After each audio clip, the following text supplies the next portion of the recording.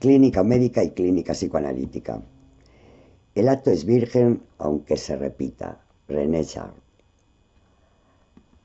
Al definir las enfermedades mentales por el hecho de que se presentan síntomas cuya causa no es reconocible en el discurso médico, la medicina los arroja en el registro de un imaginario que se opone a lo real, tal como lo piensan los médicos.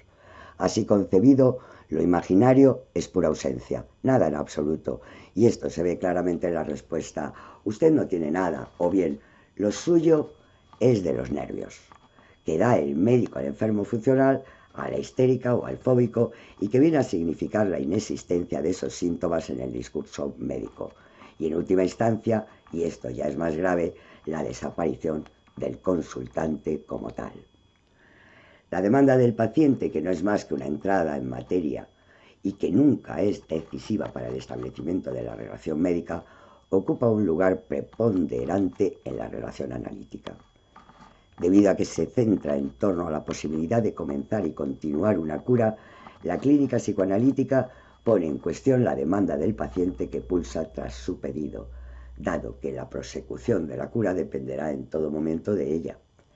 No hay que olvidar que el sujeto pide y pide porque habla, es decir, pide ayuda para terminar con su padecimiento, y en el mismo hablar pide el reconocimiento de su deseo del que nada sabe. De ahí que, a diferencia de la clínica médica, no se trate de la recuperación de una salud perdida, sino que la cura analítica, las transformaciones sintomáticas y estructurales son una producción y un beneficio por añadidura. Es la demanda del paciente lo que sostiene la búsqueda del material reprimido, no solo en el curso de las entrevistas preliminares, sino también en el curso de la cura. Y esa búsqueda no se limita a los acontecimientos que han sobrevenido en la vida del paciente, sobre todo en su infancia, sino que se dirige a poner en evidencia su organización fantasmática en una permanencia que anuda su historia con su vida actual. De modo que en un principio la cuestión para el psicoanalista es saber qué es lo que determina a alguien a consultarle, teniendo en cuenta que en la mayoría de los casos el inicio de una cura analítica no sigue los criterios médicos habituales. En función de estos criterios, sería muy difícil discernir lo que determina a alguien a solicitar un análisis. Nos enteramos que lo que ha desencadenado la decisión es la muerte de un familiar, el matrimonio de una hermana, el análisis de un amigo, el azar de una lectura o el final de los estudios, cuando no la resolución de una antigua situación conflictiva, la curación de una enfermedad orgánica, etc. Una mujer que hacía tiempo pensaba en hacer un análisis pero que no creía en él, se decide a empezarlo el día que se entera que su marido no es el hijo de su padre legal. Otro, acostumbrado hace tiempo a llevar cuernos, resignado ya que no consentidor, descubre de pronto que la situación es intolerable al leer una carta del amante de su mujer llena de faltas de ortografía, cosa que no puede soportar cuando él mismo es profesor de letras.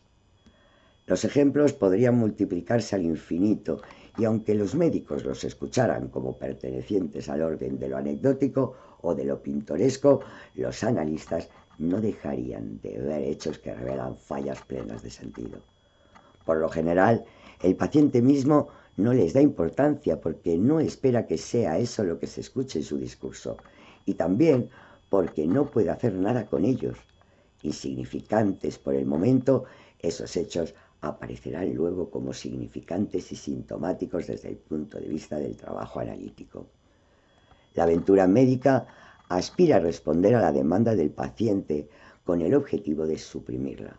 En cambio, en el análisis, el motor de la cura es el mantenimiento de la demanda, siempre y cuando el analista no se dedique a reducirla ni a satisfacerla.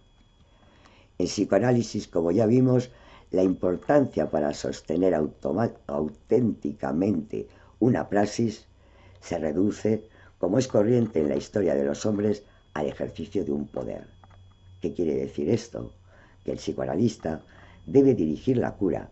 El primer principio de esta cura, el que le deletrean en primer lugar y que vuelve a encontrar en todas partes de su formación, hasta el punto de que se impregna en él, es que aunque el paciente se lo ruegue, no es a él a quien tiene que dirigir.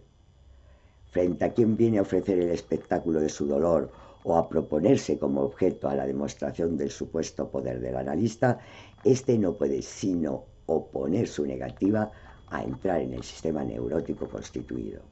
Si entra, inevitablemente saldrá derrotado.